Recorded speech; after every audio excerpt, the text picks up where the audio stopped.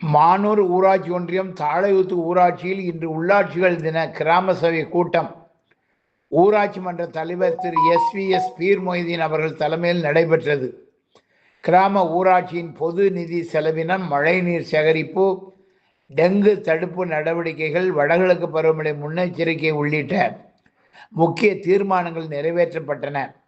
ஊராட்சி மன்ற துணை தலைவர் திரு காஜா மொய்தீன், வார்டு உறுப்பினர்கள், பொதுமக்கள் மற்றும் ஊராட்சி செயலாளர் திருமதி ஜே பாலா உள்ளிட்டோர் கலந்து கொண்டனர். நம்ம தமிழ்நாட்டுக்கு 1994 ஏப்ரல் 22 உள்ளாட்சி சட்டம் இயற்றப்பட்டது. நவம்பர் 1 நமக்கு உள்ளாட்சி தினமாக கொண்டாடப்படுகிறது. இந்த உள்ளாட்சி அமைப்புகளால் நமக்கு மக்கள் பல நன்மைகள் பெறுகிறாங்க. இப்போ கூட நமக்கு ஸ்ரீநகரில் நமக்கு கிட்டத்தட்ட 30 ஆண்டுக்கு முன்னால் 10,000 டேங்க் தான் இருக்குது. ஓசி டேங்க், அதாவது ஆற்றுக்குடி டேங்க் ஸ்ரீநகருக்கு 10,000 டேங்க் தான் இருக்குது. இது வரைக்கும் 30 ஆண்டுகள் மேலே ஆகிடுது. அங்கே கிட்டத்தட்ட வீடுகள் 350 வீடுகள் இருக்குது. இன்னும் டெவலப்மெண்ட் ஏரியா. அங்கே அந்த 10,000 தண்ணி சரிவர காண மாட்டேங்குது. மக்கள் குறை ரொம்ப நாள் இருந்துச்சு, தண்ணி வர மாட்டேங்குது. வீட்டு இணைப்பு 90 கணேசு தான் கொடுத்துருக்குது. மற்ற எல்லாத்துக்கும் கொடுத்துக்கிட்டு இருக்கோம். இப்பவும் வீட்டு இணைப்பு ஸ்ரீநகருக்கு 190 கணேசம் ரெடி ஆகிட்டுது. ஒரு 21 லட்சம் ரூபாய்க்கு கலெக்டர் கேஸ் கொடுத்தாப்புல.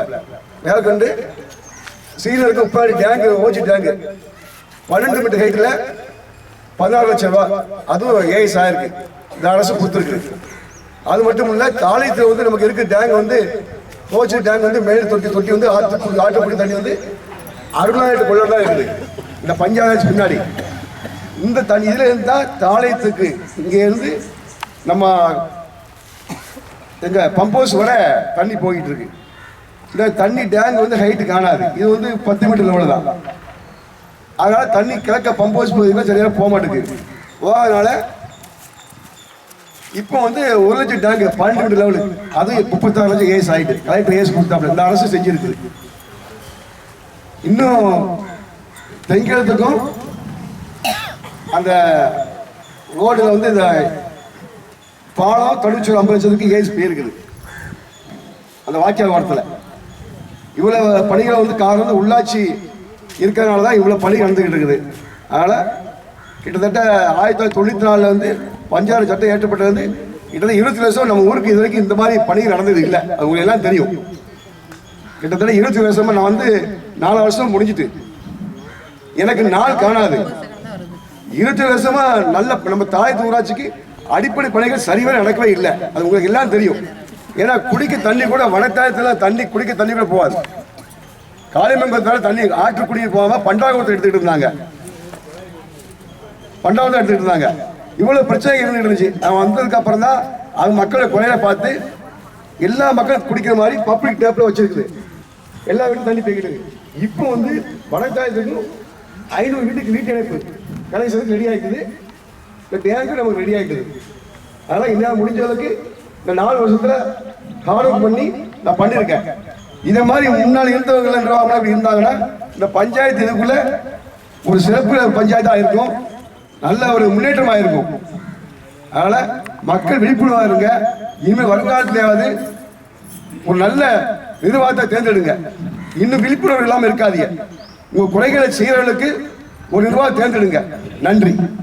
11/11/2025 சனிக்கிழமை இன்று காலை 11 மணிக்கு சேவை மையம் அருகே வைத்து ஊராட்சி மன்ற தலைவர் திரு பீர் மொய்தீன் அவர்கள் தலைமையில் உள்ளாட்சிகள் தின கிராம சபை கூட்டம் நடைபெறுகிறது.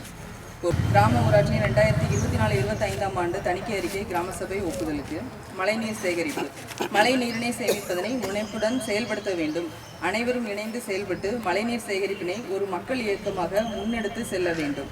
மேலும் எதிர்வரும் பருவமழை காலத்தில் ஒவ்வொரு துளி நீரையும் சேமித்திடும் பொருட்டு அனைத்து வீடுகள், வணிக நிறுவனங்கள், பள்ளிகள், கல்லூரிகள், திருமண மண்டபங்கள், பொது கட்டிடங்கள் என அனைத்து கட்டிடங்களிலும் மழைநீர் சேகரிப்பு அமைப்பினை ஏற்படுத்திட வேண்டும். ஏற்கனவே நிறுவப்பட்டுள்ள மழைநீர் சேகரிப்பு அமைப்புகள் அடைப்புகள் ஏதுமின்றி முறையாக பராமரிக்கப்பட்டுள்ளது எனவும் உறுதி செய்யப்பட வேண்டும். டெங்கு தடுப்பு நடவடிக்கைகள். ஊரக பகுதிகளில் ஏடிஎஸ் கொசுக்கள் மூலம் பரவும் டெங்கு காய்ச்சலை கட்டுப்படுத்தும் முன்னெச்சரிக்கை நடவடிக்கைகளை உறுதி செய்தல். அனைத்து குக்கிராமங்களிலும் ஒட்டுமொத்த துப்புரவு பணி முழுமையாக மேற்கொள்ளுதல் வேண்டும். அனைத்து அரசு அலுவலகங்களையும் சுத்தம் செய்தல். தகுந்த அளவு குளோரின் கலந்து குடிநீர் விநியோகத்தினை உறுதி செய்தல். டெங்கு காய்ச்சலை பரப்பும் கொசுக்கள் பின்வரும் பொருட்களில் உற்பத்தியாவதை தடுத்தல். தெளிந்த நீர் தொட்டி, பயன்பாடற்ற பானைகள், குளிர்சாதன பெட்டி பின்புறம், பழைய டயர், தேங்காய் மட்டைகள், செடிகள் வளரும் தொட்டி, புதிய கட்டுமான பணிகள் நடக்கும் இடங்கள் மற்றும் இதர தண்ணீர் தேங்கும் இடங்களில் தண்ணீர் தேங்காமலும் அவற்றை முறையாக அகற்றியும் கொசுக்கள் உற்பத்தியாகாமல் தடுப்பு நடவடிக்கைகளும் மேற்கொள்ளுதல். வடகிழக்கு பருவமழை முன்னெச்சரிக்கை நடவடிக்கைகள் குறித்து விவாதித்தல்.